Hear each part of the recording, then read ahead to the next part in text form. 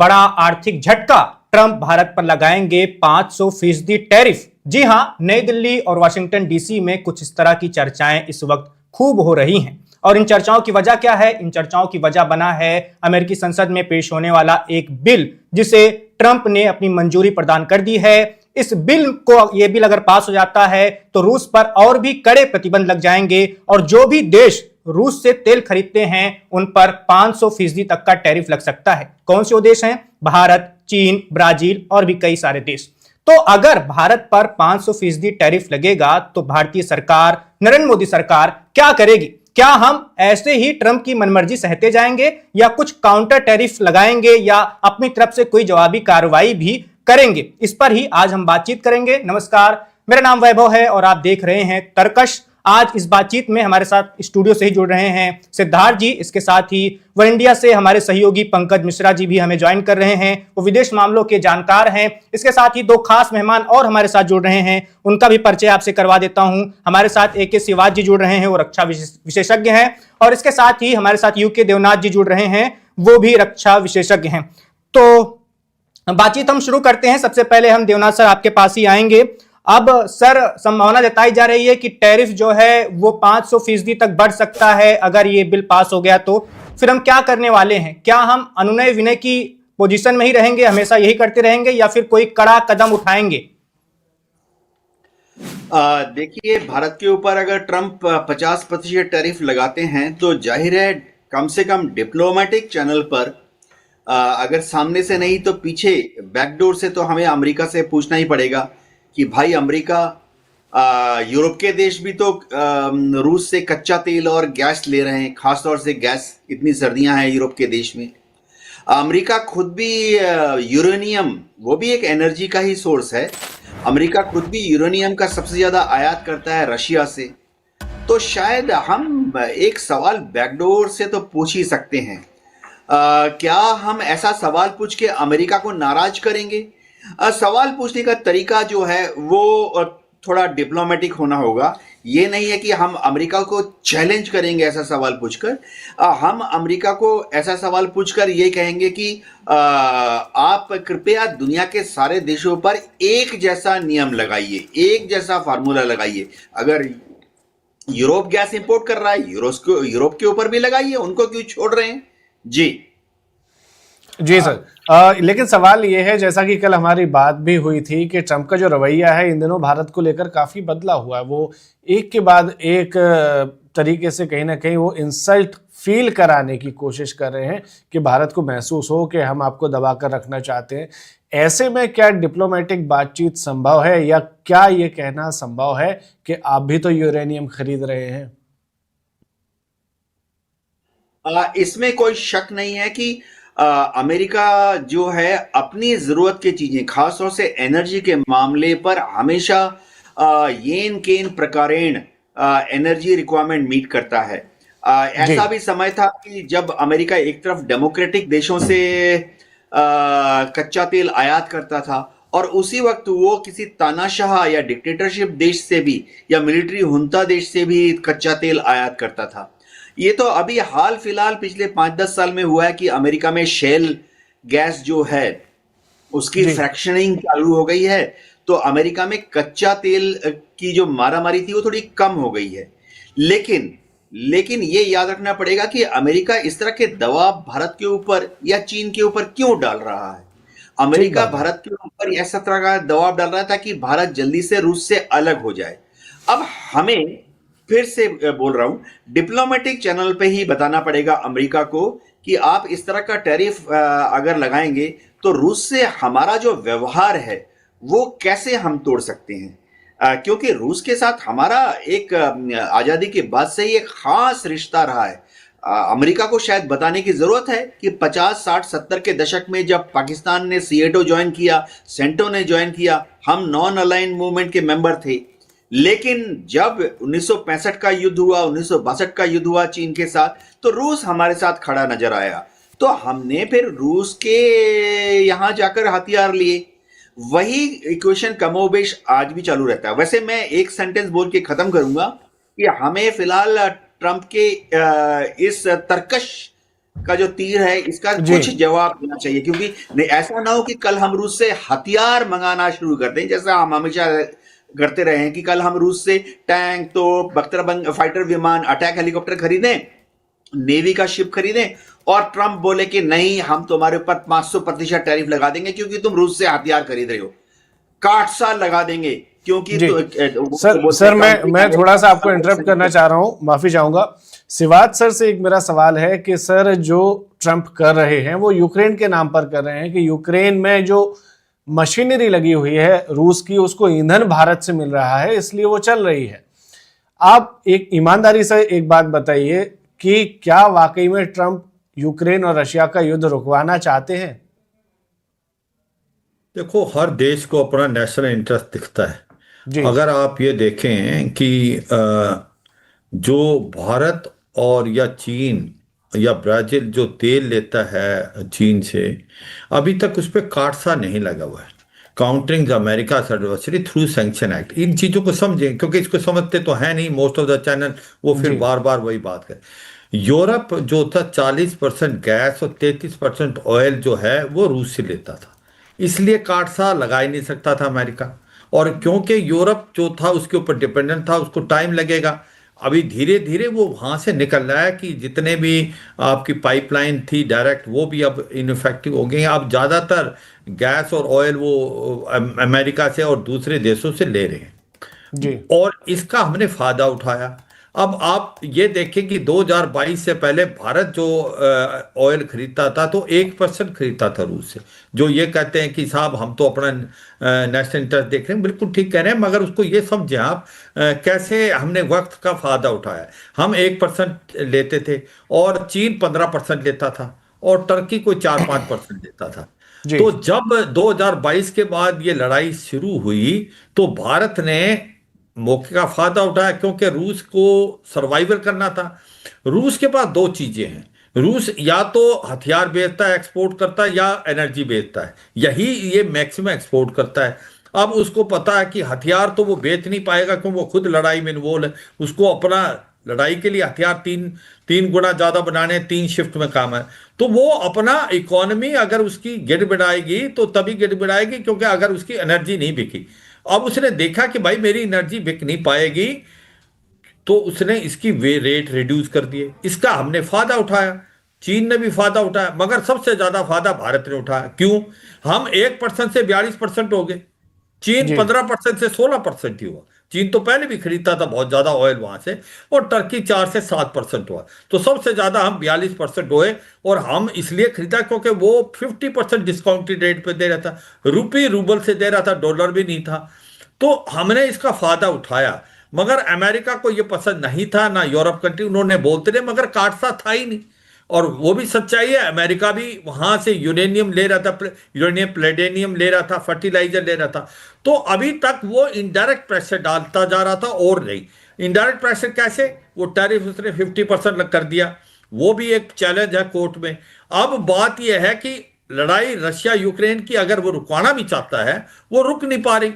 वो क्यों नहीं रुक रही? रूस के ऊपर प्रेशर तो पट ही नहीं रहा, क्योंकि रूस की इकोनॉमी तो फिर ठीक ठाक चल रही है, डिगमगाई नहीं है। जो हर किसी ने सोचा था अगर 4 साल तक लड़ेगा डिगमगाई, क्योंकि उसका ऑयल तो बिकता जा रहा है, भारत भी खरीदा, चीन भी खरीदा, जी टर्की भी, कुछ और। तो अब वो कह रहे हैं 500 जो परसेंट जो टैरिफ लगाएंगे उसका इंपैक्ट क्या होगा, ये देखना चाहिए। उसका इंपैक्ट भारत पर कुछ नहीं होगा। वो क्यों नहीं होगा? 50% जो टैरिफ लगाया है यही भारत के लिए बहुत नुकसान। कैसे? भारत और अमेरिका का जो ट्रेड $132 बिलियन का है, और वहां पर हम एक्सपोर्ट करते हैं $97 बिलियन, और $40 बिलियन के करीब हम इंपोर्ट करते हैं। ट्रेड सरप्लस भारत की तरफ है।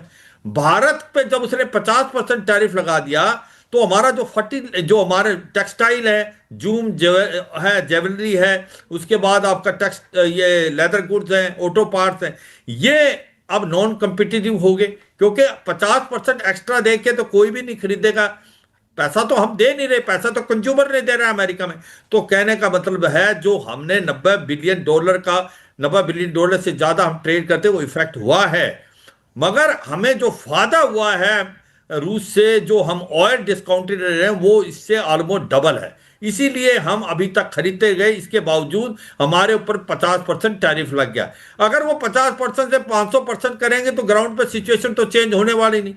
ना जी 50% पे कोई खरीदेगा, ना 500% पे खरीदेगा, ये हमें सोचना चाहिए। मगर इसका इफेक्ट होगा रूस पे, क्योंकि रूस का फिर ऑयल मिलना बिल्कुल बंद हो जाएगा। क्योंकि ये एक टैक्टिस है अमेरिका की अभी, कि भाई रूस मान नहीं रहा बिल्कुल भी इस जो यूक्रेन के साथ एक प्रकार से समझौता करना है, उसके अंदर गोल पोस्ट चेंज करता जा रहा है रूस। तो वो एक टैक्टिस है अमेरिका की, जी रूस पे ज्यादा प्रेशर, भारत पे प्रेशर पड़ेगा, कितना पड़ेगा वो समय बताएगा। मगर हमारे को एक्सपोर्ट में खास फर्क नहीं, हमारा एक्सपोर्ट अभी भी टेक्सटाइल इंडस्ट्री का बहुत कम हो गया है अमेरिका से। क्या जी इसका इफेक्ट चीन पे कब पड़ेगा? चीन के ऊपर वो नहीं ऐसा कर सकता जो भारत पे कर सकता है। उसकी वजह यह, चीन से वो लेता क्रिटिकल मिनरल्स। क्रिटिकल मिनरल जो है आपके न्यूक्लियर इंस्टॉलेशन में चाहिए, आपकी ईवी में भी चाहिए। 85% वर्ल्ड का जो एक प्रकार से क्रिटिकल मिनरल्स हैं वो चीन करता है। तो अमेरिका उस पर डिपेंडेंट है। अगर उसके ऊपर ज्यादा लगाएगा तो वो चीन भी वो क्रिटिकल मिनरल बंद कर देगा, जैसे पहले बंद कर दिया था। जी तो ये सच्चाई है आज का बदलता हुआ चर्निंग फैक्ट, जो एक प्रकार पूरे देश के अंदर पूरे वर्ल्ड में हो रहा है। हमें सोच समझ के चलना पड़ेगा। जी अब हम क्या चाहते हैं? क्या हम अमेरिका को सर एक सवाल मेरा पंकज सर से भी है, एक नहीं बल्कि मेरे दो सवाल हैं पंकज सर आपसे। पहला ये कि क्या वाकई में ये वोटिंग हो सकती है, इस बिल को लाकर पास कराया जा सकता है, कितनी संभावनाएं हैं इसकी? आप पहले इसका जवाब दीजिए, फिर दूसरा सवाल आपसे पूछूंगा।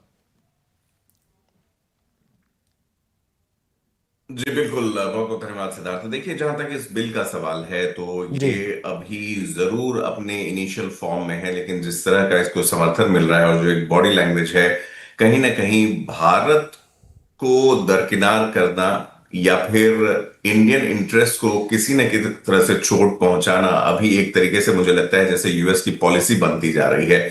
उसके कई कारण हैं। आप देखिए, अटलांटिक में रशिया का एक ऑयल टैंकर पकड़ा जाता है, उसमें तेल था या नहीं था इससे कुछ खास लेना देना नहीं है, लेकिन रूस को इससे काफी चोट भी सर पहुंची है, काफी जी संभाल कर भी चल रहा है। जी जी सर मैं यहाँ पर ये जानने की कोशिश कर रहा जी। हूँ कि ट्रंप ने जब से भारत विरोधी पॉलिसी अपनाई है, जब से वे सत्ता में आए हैं, राष्ट्रपति बने हैं, तब से उन्होंने भारत विरोधी पॉलिसी अपनाई है, भारत को दबाने की कोशिश की। इस दरमियान हुआ जी क्या कि कई सारे सांसद, कांग्रेसमैन और डेमोक्रेटिक सांसदों ने ये कहा है कि आप जो कर रहे हैं भारत के खिलाफ, ये ठीक नहीं है, हमारे रिश्ते बिगड़ेंगे और इसका असर एक लंबे टाइम तक पड़ेगा। ऐसे में बिल्कुल क्या अगर वो बिल लाते हैं तो क्या ये बिल पास हो सकता है, जो ये बिल है?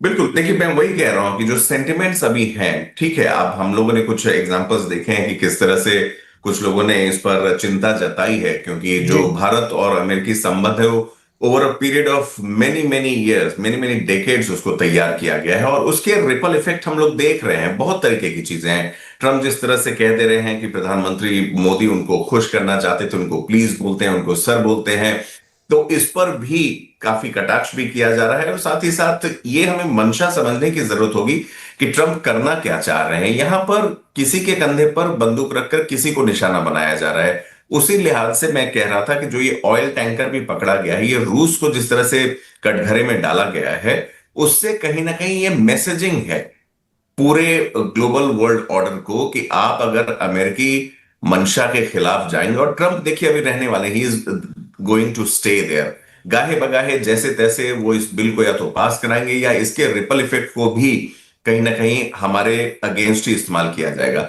तो ये जो ऑयल की जो पूरी की पूरी डिप्लोमेसी चल रही है, मैं कहूंगा डिप्लोमेसी में नहीं है, एक हाई हैंडेड अप्रोच है, उसको लेकर अमेरिका अब पीछे हटने वाला नहीं है। दे जी have already bitten more than they can chew. और रूस को छेड़ना, ब्रिक्स पर इस तरह से हमला करना, भारत पर बार बार टैरिफ की बात करना, ये कहीं ना कहीं दिखाता है कि भारत को लेकर जो अप्रोच बन चुकी है अमेरिका की, वो अभी बहुत फेवरेबल नहीं है। अभी कुछ बैठकें भी होने वाली थी जिसको कैंसिल भी कर दिया गया है। 500% टैरिफ की बात की जा रही है। ये विम्सिकल हो सकता है, लेकिन अभी मुझे लगता है कि भारत को तटस्थ बने रहना चाहिए, अपने स्ट्रेंथ्स पर खेलना चाहिए और इस डिबेट में बहुत ज्यादा शामिल होने की अभी जरूरत नहीं है। पंकज जी, मेरा मेरा भी एक सवाल है आपसे। जैसे कि अभी शिवाज सर बता रहे थे कि अपनी जरूरत के हिसाब से हर देश खरीदारी करता है रूस से। यूरोप भी बहुत सारी चीजें अपनी जरूरत के हिसाब से खरीदता रहता है। जी लेकिन जी। तो क्या अमेरिका ऐसा वो नैतिक स्थिति में है कि वो हमें कह सके कि नहीं आप मत खरीदो? तो उसका वो दोहरा मानदंड नहीं सामने आता कि एक तरफ तो बिल्कुल आता है। देखिए, ये डिबेट और इसका ये काउंटर पॉइंट, सबसे पहला काउंटर पॉइंट यही था। और जब डोनाल्ड ट्रंप है सत्ता में, तो मुझे लगता है नैतिकता की बात हमें थोड़ी संभल कर करनी चाहिए, क्योंकि वो खुद भी एक बिजनेसमैन है, विश्व के सबसे पावरफुल देश के वो नेता भी हैं, लीडर हैं। और भारत को अगर वो उनका कोर्स करेक्ट करना चाहते हैं इंडिया का, तो बिल्कुल सही बात है कि कई यूरोपीय देश भी, इनफैक्ट अमेरिका के भी कई ऐसे डील्स हैं रशिया के साथ जो उनसे अभी तक डील करता आ रहा है। तो इसमें कोई दो राय नहीं है कि वो अमेरिका को इसका कोई अधिकार नहीं है। बट द पॉइंट इज, अगर ऐसा हो रहा है तो इंडिया के पास क्या ऑप्शंस हैं? इंडिया ने 2021 में जब ये यूक्रेन युद्ध शुरू हुआ, जो सप्लाई चेन इम्बैलेंस हुआ, उसके बाद से रूस से तेल लेने की उन्होंने शुरुआत की। इतनी बड़ी पॉपुलेशन है, एनर्जी कंजम्पशन हमारी हाई है, हमें डेली नीड्स के लिए भी एनर्जी की जरूरत है, तो उसको ध्यान में रखते हुए भारत ने यह कदम उठाया। अमेरिका को यह चाहिए था उस समय कि वो एक, भले ही ट्रांसपेरेंट तौर पर, लेकिन वो भारत की नीड को समझता। ये किसी भी तरह से सामरिक इस्तेमाल के लिए ये चीजें नहीं थी, और न ही ये मंशा थी कि हम इसके द्वारा रूस की मदद करें ताकि वो यूक्रेन से लड़ाई कर सके, जिसकी मदद कर रहा है अमेरिका। तो मुझे नहीं लगता है कि मॉरल ग्राउंड्स का यहां कुछ खेल है। सिंपली एक टारगेटेड अप्रोच है अमेरिका का, जो भारत को अभी झेलना पड़ रहा है। मुझे लगता है डोनाल्ड ट्रंप को अगर कुछ फायदा नजर आता है रेसिप्रोकल तरीकों में, तभी जाकर ये मामला थमेगा। अदरवाइज वो तो बड़े खुश हो जाते हैं, कभी कभार कहते हैं कि भारत ने तेल लेना बंद भी कर दिया है, कम भी कर दिया है। एक सवाल मेरा यहाँ पर शिवाज सर से है कि सर, हमने ट्रंप के दबाव में आकर रूस से तेल खरीदना कम किया है। जब शुरुआत में हम जितना खरीद रहे थे 42%, उससे हम काफ़ी नीचे आ गए हैं। बहुत सारी डील्स हमने रोक दी हैं रूस के साथ में। अब ट्रंप और ज़्यादा माहौल बना रहे हैं, और ज़्यादा दबाव भारत के ऊपर डाल रहे हैं। तो क्या ऐसे में हम ट्रंप का ईगो साधने के चक्कर में रूस को खो देंगे? आपको मतलब बिल्कुल ठीक है। या इसका ऑल्टरनेट क्या है भारत के पास इस वक्त में? आपको वक्त के तगाजे के साथ चलना है। आपको अमेरिका की भी जरूरत है, रूस की भी जरूरत है। आप ऐसे नहीं कह सकते हाँ हम अमेरिका को छोड़ देंगे, रूस के साथ ही रहेंगे। क्योंकि आप ये समझें कि भाई आपका सरप्लस ट्रेड किस देश के साथ है? आपका 132 बिलियन डॉलर का ट्रेड है अमेरिका से, 97 बिलियन डॉलर आप एक्सपोर्ट कर रहे हो सभी के साथ, बाकी आपका डेफिसिट है। आप चीन से लेते हैं 130 बिलियन डॉलर, उसमें से करीब करीब 120 डॉलर वो हमारे को एक्सपोर्ट करता है। आप लेते हैं रूस से 73 बिलियन डॉलर, 68 बिलियन डॉलर वो हमको एक्सपोर्ट करता है। तो आपके लिए एक बहुत बड़ी मार्केट थी। 14% आपका एक्सपोर्ट अमेरिका में जा रहा था। हाँ, ये सच्चाई है, आपके पास आपको एनर्जी के लिए बहुत डिस्काउंटेड रेट पे रूस आपको ऑयल दे रहा था, आपने उसका फायदा उठाया। नेशनल इंटरेस्ट बोलता है कि आपको करना चाहिए। हाँ, ये ठीक है, अगर बहुत ही अच्छा ऑयल था तो आप लड़ाई से पहले 1% ही ले रहे थे। क्यों हमने लिया? क्योंकि अभी बहुत ज्यादा डिस्काउंटेड था। अब बात यह है अमेरिका क्या चाहता है, ये आपको समझना पड़ेगा। हमें बॉटम लाइन है, हमें अमेरिका की भी जरूरत है, रूस की भी जरूरत है। हम अमेरिका के साथ अगर अच्छे रिलेशन नहीं होंगे तो वो भारत के पक्ष में नहीं है। वो अमेरिका ये दो चीजें चाहता है। अमेरिका कहता है कि भाई हमारा जो ट्रेड डेफिसिट है वो 40 बिलियन डॉलर के करीब है, आप इसको दो तरीके से पूरा करें। एक तो हमसे हथियार खरीदें और एक हमसे ऑयल लेना स्टार्ट करें ज्यादा। ये भारत जानता है कि इसको करना पड़ेगा, क्योंकि हमें उनके साथ दोस्ती करनी, हमने फ्री ट्रेड एग्रीमेंट साइन करना है। वो कौन कौन से हथियार आने वाले हैं अभी सर, लेकिन इतनी दूर से अगर हम तेल खरीदेंगे तो क्या भाव पड़ेगा हमको? क्योंकि वहां से यहां तक लाना आसान नहीं है, उसका भी तो दाम भारत की जेब से जाएगा। हाँ, बिल्कुल ठीक बोला आपने, बहुत बोला। ये सोच समझ के चलना है। मैं ये नहीं कह रहा कि मैं ये कह रहा हूं कि जिस प्रकार से आपने ये क्वेश्चन रेज किया इसमें है, पर अब हमने कुछ ऑयल लेना स्टार्ट कर दिया है और वो ऑयल जो है उसका इंश्योरेंस वगैरह फ्री है, बात में दम है। मैं कुछ 3 चीजें और बता रहा हूं आप कि इसको समझे। हम जो हथियार जेवलिन, एंटी टैंक, MS-60R, सी किंग और उसके बाद MQ-9 जो हम ड्रोन ले रहे हैं, हम चाहते हैं कि भाई अमेरिका के पक्ष में भी रहे, उनसे हम सामान खरीदें जिससे बैलेंस बने आपके एक्सपोर्ट में और फ्री ट्रेड एग्रीमेंट साइन हो। क्योंकि अगर फ्री ट्रेड एग्रीमेंट साइन नहीं होगा तो ये भारत के लिए अच्छा नहीं। आपने एक बड़ा अच्छा क्वेश्चन पूछा था, भारत और अमेरिका एक स्ट्रेटेजिक पार्टनर, हमने 4 बेसिक एग्रीमेंट साइन किए हैं। 3 बेसिक एग्रीमेंट कब किए हैं? जब डोनाल्ड ट्रंप 1.0 था, जिसके अंदर आपके कासा है, कम्युनिकेशन एंड सिक्योरिटी एक्ट, लीमियो है, लॉजिस्टिक एक्सचेंज मेमोरेंडम एग्रीमेंट, बेका है, बेसिक एक्सचेंज कोऑपरेशन। वो किसी देश के साथ नहीं किए ये 4 एग्रीमेंट जो भारत के साथ किए। इसका मतलब रियल टाइम इंटेलिजेंस भी दे सकता है, हम दूसरे पोर्ट्स का इस्तेमाल भी कर सकते हैं। ये जो सैटेलाइट से रियल टाइम इंटेलिजेंस अभी अमेरिका ही दे रहा है। तो हम नहीं चाहेंगे कि अमेरिका के साथ रिलेशन खराब हो, मगर हम ये भी नहीं चाहेंगे कि रूस के साथ, रूस भारत के साथ 1971 के बाद खड़ा है। हमारे जब 1971 में जब लड़ाई हुई थी, अमेरिका तो हमारे विपक्ष में था, जब उसने 7th फ्लीट लिया। तो मेरा मतलब है एक बड़ी नाजुक स्थिति है, ये डिप्लोमेसी का मुजाहरा होगा। हम किस तरीके से दोनों पलड़ों को ध्यान से लेके चलें कि हम ऐसा कुछ नहीं करें जिससे अमेरिका बहुत ज्यादा आपसे नाराज हो, और ऐसा भी कुछ नहीं करें कि जिससे हम रूस से ऑयल लेना बिल्कुल बंद कर दें। जी सर, मैं थोड़ा सा इंटरप्ट करना चाहूंगा। लाली साहनी जी भी हमारे साथ जुड़ गए हैं, इकोनॉमिस्ट हैं। सर बहुत बहुत स्वागत है आपका वन इंडिया के साथ। नमस्कार वैभव जी। सर आ रही है?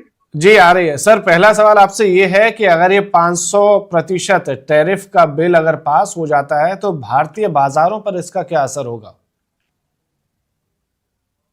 वैभव जी, सबसे पहली बात तो ये है कि ट्रंप साहब को समझना मुश्किल ही नहीं, नामुमकिन है। क्योंकि वो जो कर रहे हैं उसमें वो अपना भी नुकसान कर सकते हैं, क्योंकि वो खुद भी रशिया से यूरेनियम लेते हैं। सर ये डिफेंस वाला पार्ट जो है, डिफेंस एक्सपर्ट हमें बता चुके हैं। मैं ये जानना चाह रहा हूं कि भारत में क्या क्या महंगा हो सकता है, शेयर मार्केट का क्या हाल होगा, क्या क्या महंगा होगा, क्या क्या सस्ता होगा, या क्या क्या चीजें जो हम वहां पर भेज रहे हैं उनको बिकने में मुश्किल आएगी? देखिए वैभव जी, हमारा जो यूनाइटेड स्टेट्स के साथ है वो बेसिकली हमारे गारमेंट्स हैं, हैंडीक्राफ्ट हैं, सॉफ्टवेयर है, और इस तरह के प्रोडक्ट्स हम बेचते हैं जी। अब प्रॉब्लम ये है कि इसमें सबसे बड़ा जो इम्पैक्ट होगा वो हमारा तो होगा, यूनाइटेड स्टेट्स का भी होगा। हमारा तो एक ट्रेडिंग पार्टनर, जो हमारा एक one of the biggest trading partner है, वो भी इफेक्ट होता है। पर प्रॉब्लम इसमें ये होगी कि इसमें हमारी डॉलर की प्राइस वर्सेस द रुपी भी इफेक्ट होती है, और सबसे बड़ी चीज है हमारी एनर्जी रिक्वायरमेंट। अब डोनाल्ड ट्रंप साहब को ये चीज समझ ही नहीं आ पाती है, समझने की वो समझना नहीं चाहते हैं। वो उर्दू का एक बहुत बढ़िया शेर है कि ना समझ लोग भी बड़े सयाने हैं, सिर्फ अपने मतलब की बात माने हैं। तो उन्होंने क्या किया कि उन्होंने सारी दुनिया को हिला डाला, क्योंकि वो सियासतदान नहीं है, और उसमें उन्होंने अपने एलाइज को भी हिला डाला। कभी वो कहते हैं कि हम रशिया को वो बुलाते हैं और रेड कार्पेट ट्रीटमेंट देते हैं, उन्हें अपने प्लेन्स के साथ एस्कॉर्ट भी करवाते हैं, फिर वो उनके अगेंस्ट हो जाते हैं। फिर वो ज़ेलेंस्की को भी बुलाते हैं, उससे उसकी बेकदरी भी करते हैं, और फिर उसको दोबारा से बुला लेते हैं। तो इसको भी कहना बहुत मुश्किल है, क्योंकि इसको अभी हाउस में जाके पास भी होना है। डोनाल्ड ट्रंप साहब घर में फंसे पड़े हैं, इसलिए फंसे पड़े हैं क्योंकि उन्होंने अब तक जो किया, उन्होंने कांग्रेस की अप्रूवल ही नहीं ली है। यूनाइटेड नेशंस की चार्टर की तो है ये वायलेशन, पर अब जब कांग्रेस के पास ये मुद्दा जाएगा, ये पास होना है। ऑल्दो लिंडजी ग्राहम जो है वो पूरे तरीके से जोर लगा रहे हैं, वो हमारे एम्बेसडर साहब से भी मिले हैं, पर अभी कांग्रेस के पास भी जाना है। तो देखो अभी ये ऊंट किस करवट बैठेगा। बिल्कुल साहनी जी, जल्दी रहेगा।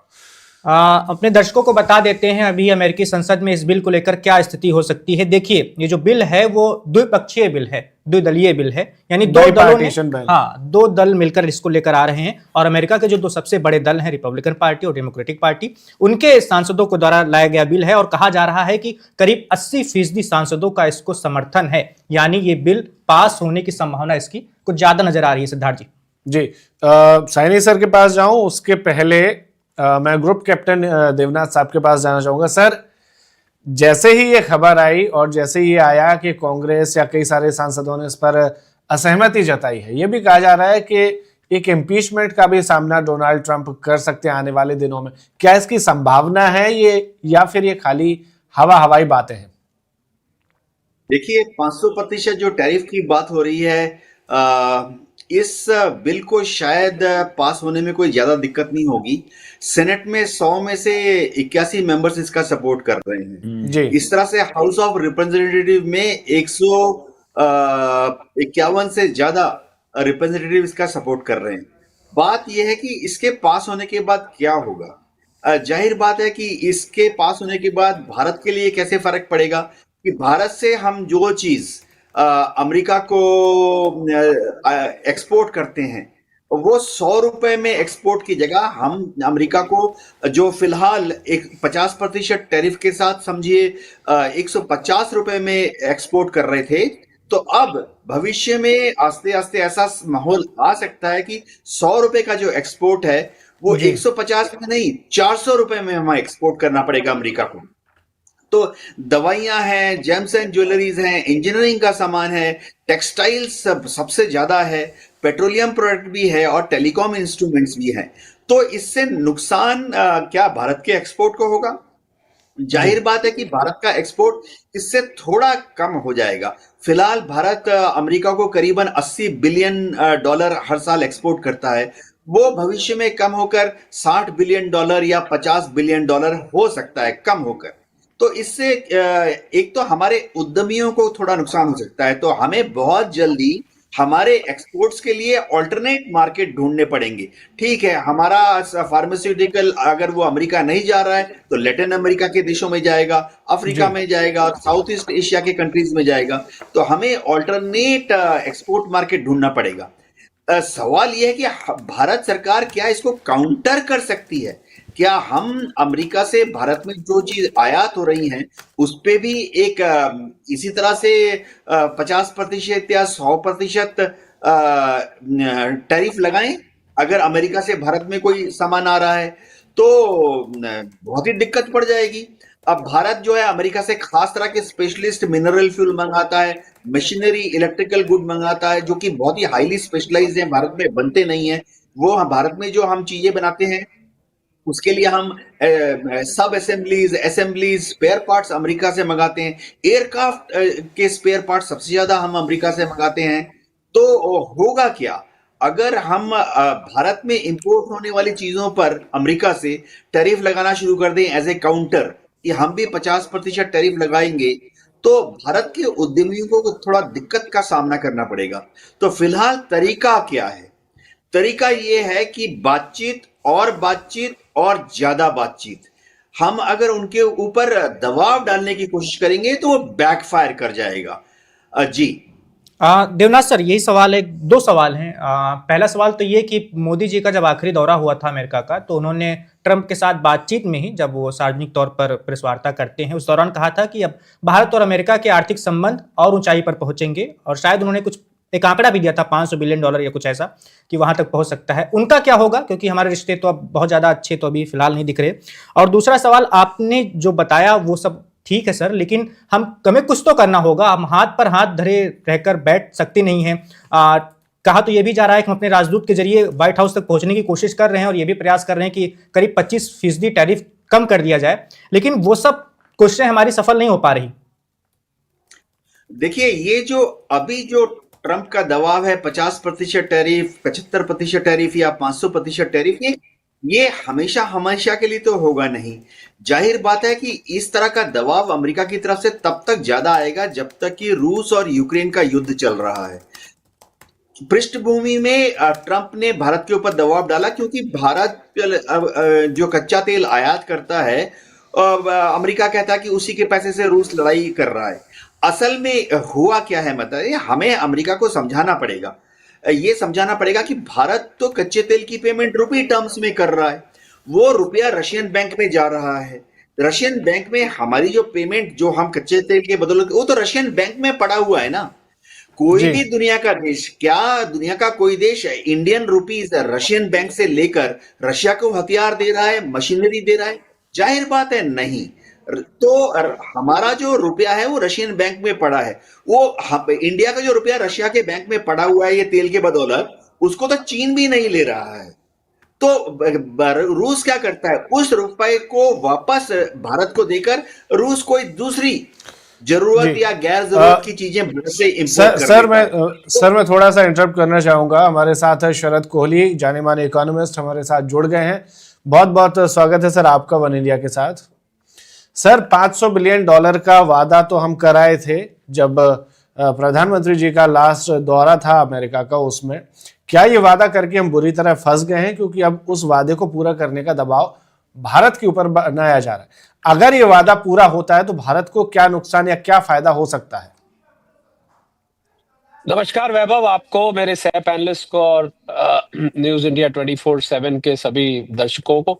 मैंने कल सुबह एक हवन प्लान किया है वैभव, और जी। हवन का नाम रखा है मे सेंस प्रिवेल ऑन ट्रम्प। 5 ब्राह्मणों को बुलाया है, बैठ के हवन करेंगे कि शरद जी, कुछ उनकी सद्बुद्धि आए, जी और जो भी निर्णय वो ले रहे हैं, ग्रीनलैंड का हो, क्यूबा का हो, कोलंबिया का हो, ठीक है, मेक्सिको का हो, 500% टैरिफ्स का हो, 66 ऑर्गेनाइजेशंस में से अपना नाम एकदम से निकाल लेने का हो, जो जो निर्णय वो ले रहे हैं, कि काश उसमें उनको सद्बुद्धि आए। ये ऐसी मेरी प्रार्थना है, क्योंकि जो भी निर्णय ले रहे हैं सारी दुनिया के सामने विदित है और सब लोग जानते हैं वो क्या करने जा रहे हैं। जहां तक भारत की बात है, मैं आपको बता दूं, मैं देवनाथ साहब की बात के आगे और जोड़ देता हूं कि हम 40 देशों से हमारे एक्सपोर्टर्स ने संपर्क स्थापित किया है, और साउथ ईस्ट एशिया है, मिडिल ईस्ट है, अफ्रीका है, लैटिन अमेरिका है, ऑस्ट्रेलेशिया है, यूरेशिया है। इन देशों से हमें ऑलरेडी ऑर्डर्स मिलने शुरू हो गए। जहां तक रशिया, जी। चाइना की बात है, और भारत और रुपये और रूबल की बात है, यही तो ट्रम्प साहब को ऐतराज है कि आप डॉलर में नहीं काम कर रहे हैं, आप रुपये और रूबल में कर रहे हैं। हमारे डॉलर की दादागिरी खत्म हो रही है। और जो निर्णय वैभव ट्रम्प साहब ले रहे हैं, डॉलर का बेड़ा गर्क होना लगभग तय है, क्योंकि अमेरिका को वो आइसोलेट कर रहे हैं, अमेरिका को वो बिल्कुल अलग थलग कर रहे हैं। मल्टीलेटरिज्म छोड़िए, बाइलेटरिज्म छोड़िए, वो मोनोलेटरिज्म के मैं जो कहूंगा वो होगा, मैं जो कहूंगा वो मानना पड़ेगा। ऐसा लगता है अमेरिका किसी और ग्रह पे बसता है, ऐसा वो प्रोजेक्ट करने की कोशिश कर रहे हैं। और कुछ नहीं, ये मिड टर्म इलेक्शंस हैं 2026 में, उनकी अप्रूवल रेटिंग गिर चुकी है, ध्यान बटाने की कोशिश है, एप्स्टीन फाइल से ध्यान बटाने की कोशिश है कि लोगों का ध्यान उधर आ जाए। क्योंकि अगर उन्होंने यहां तक कह दिया है कि अगर इस समय मैं मिड टर्म इलेक्शन हार गया तो मुझे इम्पीच कर दिया जाएगा, मैं कॉन्स्टिट्यूशन बदल के रख दूंगा, ना जाने क्या क्या उनके पिटारे से निकल के आ रहे हैं। मैंने ना वैभव, एक अर्थशास्त्री हूं, मैंने एक TMI बनाई है, आपको हैरानी होगी क्या होती है। उसका नाम है ट्रम्प मूड इंडेक्स, क्योंकि ECG से भी ज्यादा वो ऊपर नीचे चलती है। ये नई इंडेक्स मैंने बनाई है, इसकी बकायदा हम लोग प्लॉटिंग करते हैं रोज कि आज ये ECG कहां पर चल रहा है। तो इनकी, मुझे लग रहा है बेहतर रहेगा हम इनकी बात करना बंद कर दें। भारत को कोई चिंता नहीं है, भारत आगे बढ़ रहा है। हमारी 7.4% की एडवांस एस्टिमेट्स आए हैं। हमारा एक्सपोर्ट ऑलमोस्ट ज्यों का त्यों है, थोड़ा बहुत फर्क पड़ा है, over a period of time वो भी हट जाएगा। भारत सरकार ने एक्सपोर्टर्स के लिए क्रेडिट निकाल दिया है, भारत सरकार ने एक्सपोर्टर्स को और ऑर्डर्स लेने के लिए एक पूरा पैकेज बनाया है। ट्रम्प साहब 500% छोड़ 5000% ले जाए। एक गांव में कहावत होती है वैभव, जहां सत्यानाश में सवा सत्यानाश, अरे 50 तो लगा ही दिया था, 500 लगा दो, अगली बार 5000 लगा दो, कोई फर्क नहीं पड़ने वाला है। भारत अपनी चला, उनका दिल जल रहा है कि ये सपेरों का देश कैसे 7.4% पे ग्रो कर रहा है। उनके अपना देश जो है ना, वो रिसेशन में है, इन्फ्लेशन, सब गलत नंबर्स बताए जा रहे हैं मीडिया को, इन्फ्लेशन के नंबर्स गलत है, वहां से वॉल स्ट्रीट को आर्टिफिशियली कोहली जी, क्या हमें कोई आर्थिक नुकसान नहीं होगा जैसा कि आप कह रहे हैं टैरिफ के बढ़ने से? होगा, टेम्परेरली होगा, मैं इनकार नहीं करता हूं, ऐसी बात नहीं है। अगर हमारे 40-50 बिलियन डॉलर के एक्सपोर्ट्स इंपैक्ट होते हैं, बिल्कुल होगा, पर टेम्परेरी होगा। अमेरिका को इससे कहीं ज्यादा नुकसान होगा। आप देखते जाइए, इब्तिदाए इश्क है रोता है क्या, आगे आगे देखिए होता है क्या। वैभव जी जी जी, चलिए लाली जी के पास चलते हैं। लाली जी, आपका क्या मानना है? और एक सवाल जो बार बार उठ रहा है कि एक बार दो हाथ कर ही लेते हैं, टैरिफ वाला मामला ही है, हम भी अपनी अकड़ थोड़ा दिखा लेते हैं, तो उससे हमारा कोई नुकसान होगा? देखिए वैभव जी, आपस में अब हिंदुस्तानी भाई हैं, हम कह सकते हैं, पर किस चीज पे अकड़ दिखाएंगे? देखिए, एक बात को समझिए कि वो 30 ट्रिलियन डॉलर की मईशत है, और इतना आसान नहीं है, क्योंकि मैं 10 साल अमेरिका में रहा और मैंने काम भी किया है। ठीक है, हम ढूंढ लेंगे मार्केट, पानी रास्ता ढूंढ लेता है, हमारे पास भी जमीर है, वो ठीक है, पर जो अमेरिका के पास एक सिस्टम और ऑर्गेनाइज्ड बाइंग पावर है, वो दुनिया में कहीं नहीं है। क्योंकि अमेरिका एक, मतलब वो कहते हैं ना, when wall street catches the cold the world sneezes. तो बिल्कुल ठीक है, हम ढूंढ लेंगे, पर उस ढूंढने में ही कहीं बहुत ज्यादा नुकसान ना हो, क्योंकि उतनी ऑर्गेनाइज बाइंग पावर किसी के पास नहीं है दुनिया में जो सर के पास है। Number one. इतना फुल टॉस खेल रहे हैं तो मैं चाहूंगा लगे हाथ फोर्थ बिगेस्ट इकोनॉमी की सच्चाई भी बता दीजिए कि जिसको लेकर कहा दावा किया जाता है, इसका सच क्या है? क्या वाकई में हम फोर्थ बिगेस्ट इकोनॉमी है या फिर ये एक आभा मंडल तैयार किया जा रहा है? देखिए, फोर्थ बिगेस्ट तो है, पर आप देखिए अमेरिका है 30 ट्रिलियन, चाइना है 30 ट्रिलियन, उसके बाद जर्मनी, और हम चार। आप गैप देखिए, आप दो कर तो लेंगे, पर ये तो वो हिसाब है कि अब थोड़ा सा मैं गलत एग्जांपल देने वाला हूं कि सड़क पे अगर आप जा रहे हैं, अगर कोई कुत्ता भौंक रहा हो तो आप उससे रुक के भौंकेंगे नहीं ना। तो ट्रंप साहब को नहीं समझ आता, तो उन्हें ना जवाब देना ही बहुत बढ़िया जवाब है, क्योंकि वो इतने हताश हो चुके हैं। उन्होंने सोचा था, जैसे कोहली साहब ने बोला, कि सपेरों वाला देश है, लेटते लूटते आ जाएगा। उन्होंने देखा ये लेटना तो छोड़ो, ये तो 80 पहुंच गए, ये अपनी और पैठ बना रहे हैं दुनिया में चीन के साथ या रशिया के साथ। तो वो हताश हैं, वो राजनीति नहीं समझते हैं। 34 फेलिनीज, 1 कन्विक्शन, 2 पेंडिंग केसेस, 2 इम्पीचमेंट, 6 बैंकरप्सीज, ये डोनाल्ड ट्रंप साहब का बैकग्राउंड है। अब आप बोलेंगे कि वो अमेरिका का नुकसान कर रहे हैं। भाई, अब जब माझी नैया को डुबोना चाहे तो वो हमारा काम नहीं, वो डेमोक्रेट्स का काम है। चलिए सहनी जी, का काम है। आपके पास फिर से आएंगे सर। हम चलते हैं अभी कोहली साहब के पास, उसके बाद सिवाज सर के पास भी चलेंगे। कोहली साहब, ये दो हाथ वाली बात हो रही थी। अगर हमारे अंदर इतनी सक्षमता नहीं है तो फिर हम कब तक सहते जाएंगे? क्योंकि ट्रंप, बात भले ही हो कि उनको हटाया जा सकता है पद से, लेकिन यह भी पता है कि अमेरिका के इतिहास में किसी राष्ट्रपति को उनके कार्यकाल से हटाया नहीं जा सका है, पद से हटाया नहीं जा सका है। नहीं हटाया जा सकता है, इम्पीचमेंट के पहले भी अभी रहे, हटाया गया नहीं है, अभी तक हटाया नहीं गया। हाँ, नहीं, बहुत सारे उदाहरण है, रिचर्ड निक्सन आसान है, नहीं है। बिल क्लिंटन है, जिन लोगों को ट्राई हटाया किया। गया। ट्राई किया है, हटाया ट्राई नहीं किया है, किसी अभी किसी राष्ट्रपति हटाया को नहीं है, हटाया impeach नहीं गया है। थोड़ी ऐसे होता है। बिल्कुल, बिल्कुल। इम्पीच पर हटाया नहीं था, इम्पीच होना। हाँ, जी इसकी जी, तो process इम्पीचमेंट है। लाया है उनके बिल्कुल आगे। बिल्कुल, हमारे यहाँ भी तो अविश्वास that- प्रस्ताव आता है उसी तरह से। देखिए, वहां के राष्ट्रपति का, वहां का ढांचा ही ऐसा बना है कि 4 साल तक अपना कार्यकाल पूरा ही करता है राष्ट्रपति। कोहली साहब, बात यह है कि 3 साल का कार्यकाल तो भी बचा हुआ है ट्रंप का। कब तक हम ऐसे, वो आंखें दिखा रहे हैं हमें, लेकिन हम अपनी आंखें नीचे कर ले रहे हैं, नहीं साहब ऐसा क्यों कर रहे हैं, घटा नहीं, दीजिए ना, नहीं, 5% घटा नहीं, दीजिए। वैभव, हमें भी आंखें हम- दिखानी पड़ेंगी अब। वैभव, हम आंखें नीचे नहीं कर रहे हैं। लाली साहब ने बहुत अच्छा एग्जाम्पल दिया। अगर सड़क पे भौंक रहा है तो हम अपना रास्ता नाप रहे हैं, वो उसका काम, अपना काम कर रहा है, हमें कोई चिंता। हम लोगों की अप्रोच बहुत प्रूडेंट है, बहुत प्रैग्मेटिक है। 6 से ज्यादा राउंड की बातचीत हो चुकी है, हमने दरवाजे खुले रखे हुए हैं। गलती वो कर रहे हैं, गलती हम नहीं कर रहे। तो जब कोई लड़ाई होती है ना वैभव, उस लड़ाई को खत्म करने का तरीका क्या होता है? एक व्यक्ति चुप हो जाए, उसको पता है दूसरा गलती कर रहा है। उनको, आप उनके सपने में भी इंडिया आता है। जब प्लेन में घुसते हैं, प्लेन में निकलते हैं, इंडिया के ऊपर बयान आ जाता है, prime minister Modi is a very nice man, prime minister Modi is a great leader, आपको सुनने को मिलता है। उसी के साथ कभी वो कहते हैं कि प्रधानमंत्री मोदी जी मेरे से कम खुश हैं, कभी कहते हैं मेरे से ज्यादा खुश हैं, कभी कहते हैं मैं उनसे कम खुश हूं, कभी मैं उनसे ज्यादा खुश हूं। अरे भैया, पहले डिसाइड कर लो कौन किससे खुश है, किससे नहीं खुश है। इस टाइप की कंफ्यूजिंग स्टेटमेंट्स देके कुछ नहीं। उनका बिल्कुल सही वर्ड, हताश, बिल्कुल सही शब्द इस्तेमाल किया है। उनको समझ नहीं आ रहा कि अब क्या किया जाए। कोहली जी, और उनको सीधा इलेक्शन वैभव दिखाई दे रहे हैं, जिसमें उनकी हार लगभग निश्चित दिखाई दे रही है।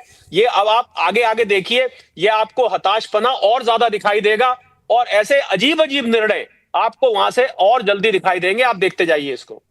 हाँ, लेकिन सर ये भी बात तो है कि वो सिर्फ मोदी जी को ही महान नहीं कहते हैं, वो शहबाज शरीफ को भी महान कह देते हैं, असीम मुनीर को भी महान कह देते हैं। नहीं, एक मिनट। ये जो महान कहने की टोन होती है ना, जब उन्होंने प्रधानमंत्री मोदी की तारीफ करी है, तब आप ध्यान दीजिएगा, मेरे पास सारा रिकॉर्ड है जी। उसी वक्त कुछ ना कुछ टैरिफ की, या कुछ ना कुछ भारत के खिलाफ इमिग्रेशन की, भारत के खिलाफ चाबहार पोर्ट की, कोई ना कोई अनाउंसमेंट साथ में आई है। इसको हम कहते हैं अप्रिसिएशन लेस्ड विद पॉइजन पिल। उन्होंने प्रशंसा करी है, और साथ ही जब 500% टैरिफ का भी कल जब घोषणा उन्होंने अनाउंस किया, उससे पहले उन्होंने कहा कि प्रधानमंत्री Modi is a great man, is a great leader. ये उनका तरीका है कि पहले तारीफ करिए, उसके बाद पीछे एक पॉइजन की पिल लगा लीजिए। ये उनका शुगर कोटेड तारीफ जिसको कहते हैं, और पॉइजन कहते हैं, ये वो तरीका है। शहबाज शरीफ तो वो तो बिरयानी खा के गए हैं व्हाइट हाउस में, उनकी बात छोड़िए आप। वो तो he is in love with Pakistan. मुझे लग रहा है रेसिपी फॉर डिजास्टर अंग्रेजी में बोलते हैं वैभव, ये अमेरिका के लिए रेसिपी फॉर डिजास्टर। और मैं क्षमा चाहते हुए लाली जी की बात पे थोड़ा सा संशोधन करना चाहूंगा। अमेरिका सर खोखला हो चुका है, $38.5 ट्रिलियन का उसके ऊपर कर्ज है। $30 ट्रिलियन की इकोनॉमी के ऊपर अगर $38.5 ट्रिलियन का कर्ज हो, मैं उसको कोई बहुत ज्यादा ऑर्गेनाइज बाइंग पावर भी नहीं मानता हूं। इन्फ्लेशन बुरी हालत है, कॉस्ट ऑफ लिविंग बुरी हालत है, इन्वेस्टमेंट आ नहीं रही, वो इन्वेस्टमेंट आ रही है जो गन ऑन दी हेड रख के आ रही है। उसके अलावा वहां पर नौकरियां धड़ाधड़ जा रही हैं। मैं इस अर्थव्यवस्था को क्षमा मांगते हुए बोलता हूं, मैं इस अर्थव्यवस्था को विकसित अर्थव्यवस्था नहीं मानता। ये खोखली होती अर्थव्यवस्था है जो केवल और केवल उधार पे चल रही है। लाली जी से मैं क्षमा मांगता हूं ये बात कहते हुए। कोहली साहब, एक आखिरी सवाल आपसे और है, उसके बाद हम सिवा सर के पास चलेंगे, काफी देर से वो इंतजार कर रहे हैं। बाइडेन थे तब तक तो सब कुछ ठीक था सर, लेकिन जनवरी 2025 में व्हाइट हाउस में जैसे ट्रंप पहुंचते हैं चीजें बिगड़ जाती हैं। आप कैसा अंतर देख पा रहे हैं? देखिए, बाइडेन थे तब भी कोई बहुत अच्छी हालत में नहीं था, पर जो ये जो नेगेटिविटी वहां से आ रही है ये इतनी नहीं थी पर इतनी नहीं थी। अब जब से ये आए हैं, एक मागा का एजेंडा लेके आए हैं। मुझे तो यहां तक पता लगा कि एक रिपब्लिकन मैनुअल बना हुआ था। ये नहीं, कोई और भी राष्ट्रपति आता तो शायद ऐसा ही करता, इतना नहीं करता पर कुछ कुछ ऐसा ही करता। ये पूरा का पूरा एक एजेंडा लेकर आए हैं, पर उसमें इन्होंने और ज्यादा नमक मिर्च लगा दिया है। उसकी वजह से ये जलन इस समय सारी दुनिया को महसूस हो रही है। मुझे चिंता इस बात की है कि अमेरिका इस बात को भूल गया है कि आज वो अगर अमेरिका है तो अपने ग्लोबल ब्रांड्स की वजह से, मेटा है, गूगल है, अमेजॉन है, पेप्सी है, कोका कोला है, मैकडॉनल्ड्स है, आज ये आलू टमाटर की जगह तरह आपको पूरी दुनिया में मिलते हैं। इन ब्रांड्स की वजह से बना, और उसी दुनिया से, जिस दुनिया की वजह से अमेरिका बना, उसी दुनिया को वो अपने से अलग थलग करना चाहता है। लेकिन कोहली साहब, सकते हैं मेरा जो सवाल से वो अमेरिका बना उसको डिस्ट्रॉय करना चाहता है। मेरा जो सवाल था वो सवाल, जैसे मोदी जी रिश्तों में बहुत ज्यादा यकीन रखते हैं, खासकर वैश्विक नेताओं के साथ, और ट्रंप के साथ तो कई बार उनकी गले लगते हुए पर्सनलाइज करने की फोटो कोशिश करते हैं। वो सब भी काम नहीं आ रही हमारे लिए। उनका रिश्ता केवल चापलूसी से है, उनका रिश्ता केवल यस मैनशिप से है, उनका रिश्ता, क्षमा मांगते हुए कहता हूं, सिर्फ चमचागिरी से है। उनका रिश्ता केवल और केवल अपने आप से है और ट्रांजैक्शनल है। पैसा है तो रिश्ता है, पैसा नहीं है तो कोई रिश्ता नहीं है। तो हम भी तो बहुत बड़ा बाजार है, दुनिया का सबसे बड़ा बाजार है, हमारे अंदर क्यों संभावनाएं नहीं देख रहे वो लोग? तो ये उनकी गलती है। अगर वो उनको अंदर से मालूम है हमारी इतनी बड़ी मिडिल क्लास, हमारी अमेरिका की आबादी से डबल साइज की मिडिल क्लास है, अगर वो उसको मार्केट नहीं देख रहे हैं तो वो पछताएंगे। और ट्रंप साहब के 3 साल और हैं। अभी ये तो 3 साल तो कैलेंडर के हिसाब से हैं, पर उससे पहले अगर कुछ हो जाता है, इम्पीचमेंट वगैरह हो जाता है, निकाल दिया जाता है, कुछ भी हो जाता है, वो एक अलग बात है। मुझे वो उम्र की एक अवस्था में भी पहुंच चुके हैं। चलिए सिवा सर के पास चलते हैं। सर, आपको क्या लगता है कि हमें बस ऐसे देखते रहना चाहिए और रणनीतिक तौर पर चुपचाप काम करते रहना चाहिए? हमें अब थोड़ा एग्रेसिव होने की जरूरत है इन सब मामलों को लेकर, खासकर ट्रंप की बयानबाजी को लेकर? वैभव, हमें ये देखना है कि अभी तक बार बार आप कह रहे हैं कि हम चुप हैं, हम चुप थोड़ी हैं। हमने क्या रूस से ऑयल लेना खत्म किया क्या? अरे इतने प्रेशर के बाद तो कोई भी घुटने टेक देता। हमने तो 42 से 32% वगैरह लेते रहे हैं। मेरा मतलब ये, इस चीज को तो आप समझे कि प्राइम मिनिस्टर मोदी और ये गवर्नमेंट प्रेशर में तो नहीं आई अमेरिका के। आज तक हम ऑयल खरीद रहे हैं, कभी 30, कभी 32, कभी 34, हमारी जरूरत के अनुसार। तो ये कहना तो मुझे गलत है कि कहीं ना कहीं हमारे को आंखें दिखा रहा है और हम डर रहे हैं। नहीं डर रहे, वो सोच रहे हैं। लेकिन सर ये अर्थव्यवस्था वाले मामले को भी हम थोड़ा किनारे रख लें, आर्थिक मामलों को। तो भारत पाकिस्तान युद्ध रुकवाने की तारीफ खुद को लेकर ढिंढोरा पीट चुके हैं ट्रंप करीब 50 से ज्यादा बार। हम उस पर भी उनको रोक नहीं पा रहे कि भैया आपकी कोई भूमिका नहीं थी। देखो आप वैभव, हर देश अपना इंटरेस्ट देखता है। वो तो बार बार 8 देशों का कह सके हैं कि भाई युद्ध रुकाया, वो तो अजरबैजान, अर्मेनिया का भी, कंबोडिया, थाईलैंड का भी, और उसके बाद आप कोंगो का, रवांडा का भी, और इजराइल का, और आपका हमास का भी, इजराइल, ईरान। कहने का मतलब यह है, इसको हमें ज्यादा ट्विस्ट नहीं देना चाहिए, इसमें हमें नुकसान हो सकता है। हमें खुद पता है कि ये लड़ाई रुकी है एक कारण, जब उनका डीजीएमओ पाकिस्तान गिड़गिड़ाया था भारत के डीजीएमओ के साथ, तब ये लड़ाई रुकी है। इसके अंदर थर्ड पार्टी मीडिएशन ही, भारत ने 28 बार, उसने तो 100 बार बोला, हमने ये बोल दिया। इस बात को हमें आगे नहीं ले जाना चाहिए। मैं ये कहता हूं, रोड मैप क्या है? आप वैभव इसको मत देखो कि भाई डर गए, घबरा गए। भारत नहीं, भारत अड़ा हुआ है। भारत अपना ऑयल ले रहा है क्योंकि हमारे नेशनल इंटरेस्ट है। मगर हमारे नेशनल इंटरेस्ट में ये भी है हम फ्री ट्रेड एग्रीमेंट करें, और करें ले दे के। क्यों वो क्या चाहता है, मैंने आपको दो चीजें बताई।